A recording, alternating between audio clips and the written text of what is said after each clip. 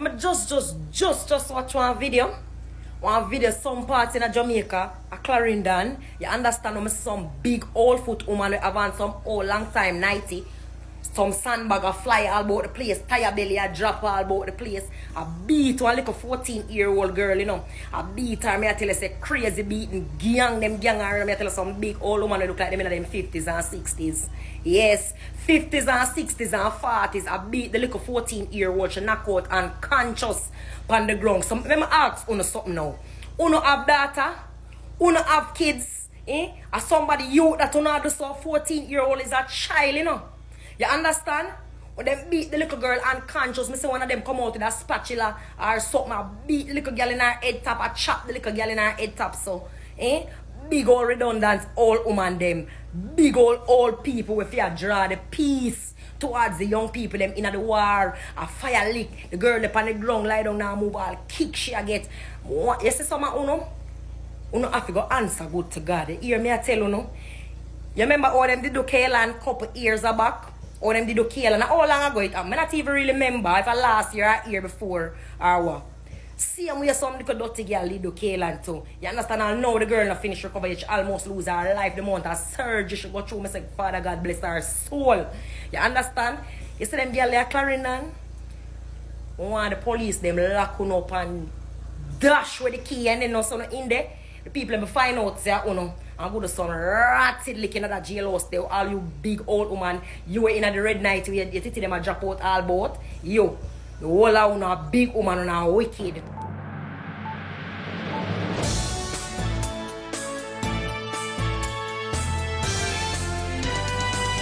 Hello and welcome to True News JA. The police are reporting that 6 females have been taken into custody in connection with the savage beating of a 14-year-old girl in Clarendon. The ages of the female suspects range from 15 to 52. The injured child has since been released from hospital, but she now suffers from memory loss and walks with a limp. My daughter went to visit a friend, and when she went, she was sitting on the wall, and she was attacked by 4 adults, saying that one of the lady hold her and said, "Who's your mother?" And she said, "Tan." And said, "You know, you don't know your mother." And she held my daughter and she spit in her face. A little boy ran her down. He was on a bicycle. He ran her down and hold her and bring her back to the lady in the grey. And the lady held her. And the other girl came with a spatula and beat my daughter. The little girl was unconscious when I went in. Then she kind of woke up. She didn't know who I was. Then she went out for a minute and then she came back in. She said, "Mommy, help me, please don't let me die." It is understood that the teenager was not the intended target of last month's attack, but rather her mother. The adult woman is reportedly in a love triangle involving herself, her boyfriend, and another woman. When the teen's mother was not located, her daughter was reportedly attacked by a group of females after the child was cornered in a community in Clarendon. Head of the parish's police, Superintendent Carlos Russell, in a radio interview on Wednesday, said the suspects appear to have no remorse for their actions. He said the police are preparing to lay charges against the women. A video of the incident has been circulating on social media and shows the group seemingly cornering and then beating the teen to an unconscious state. Several of the females, including a woman who appeared to be in her 50s, were also seen kicking the child while she was helpless on the ground. The Child Protection and Family Services Agency, CPFSA, is also probing the incident. A 19-year-old female bartender who was reported to have tried to take her life previously was found hanging from a tree in St. Mary, according to police. Tamika Nikki Atherton's body was discovered near her residence on Tuesday. Based on the police report, the death has been determined to have been a suicide. Atherton was at home on Sports Road in Islington, St. Mary, when she reportedly told her mother and stepfather that she was heading outside to do her laundry, according to police reports. When she failed to return after a few hours, her stepfather went in search of her to find out where she was. Her body was reportedly discovered by him, hanging from the branch of a tree by a hose. It was then that the police were called and Atherton's body was taken away from the scene. Based on assumptions that have been swirling around her, it appears that she was facing financial issues as well as relationship difficulties. However, St. Mary's police are continuing their investigation into the tragic incident. In an interview with the news following the discovery, Superintendent Babette Morgan-Simpson, the head of the St. Mary Police Division, stated the following: "This was her second attempt. She had tried before, she was seen hanging from a tree and was cut down. She did it again today." A schoolteacher in St. Elizabeth, who taught information technology at Roger Clark High School, died suddenly on Tuesday. He has been identified as 28-year-old Damani Campbell of Balaclava in the parish. It is believed that he died of natural causes. The school community has been plunged into mourning as a result. "Death has robbed us of one of our very passionate, student-centered, jovial and dedicated teachers," the school said while expressing condolences to his friends and family. "There are no words to express the tremendous grief that, as a school, we are experiencing. He has left an indelible and impactful mark on our school community," it added. Meanwhile, People's National Party caretaker for St. Elizabeth Northeastern, Zulika Jess, shared a photograph of her and Campbell, expressing that her heart is overwhelmed with grief. "I am still in shock. My mind just ran on you the day before yesterday. Only to hear today that you are no longer with us," she said in a Facebook post. Balaclava has lost a good youth. A young leader who was a legend amongst his peers. Brilliant. Vibrant. I had such high hopes and vision of what your future entailed.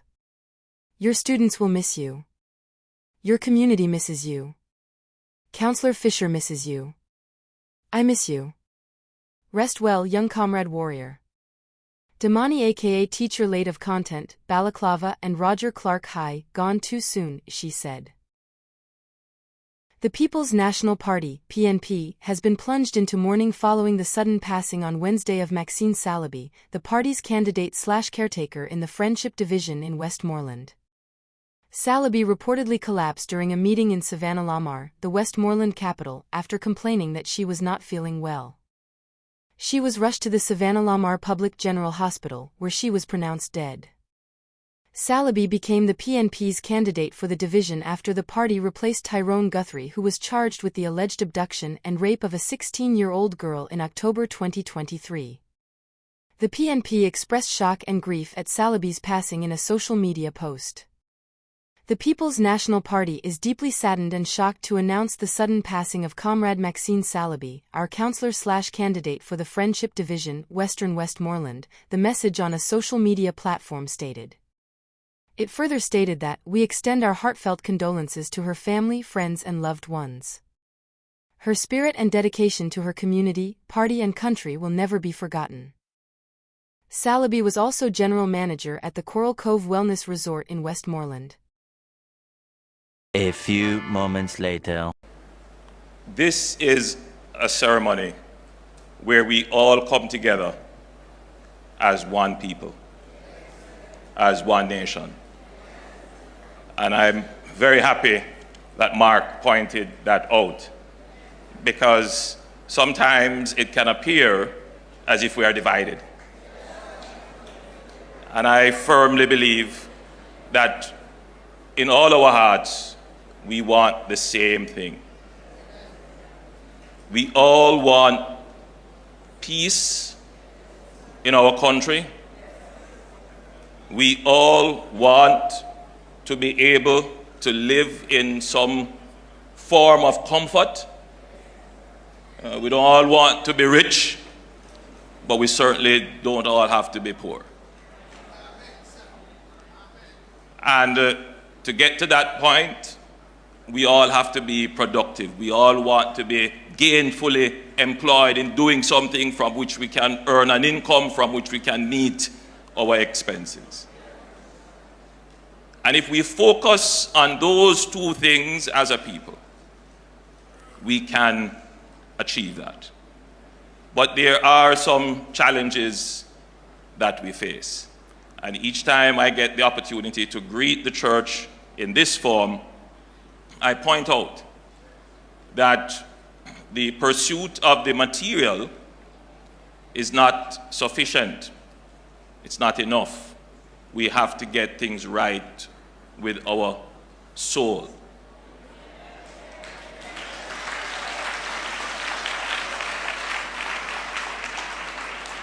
which is why I make the time every year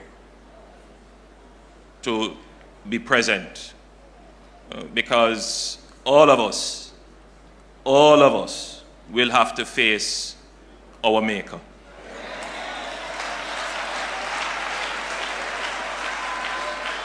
And no matter how powerful we think we are, and in the moment, no matter how much wealth we have, or we must face our Maker. So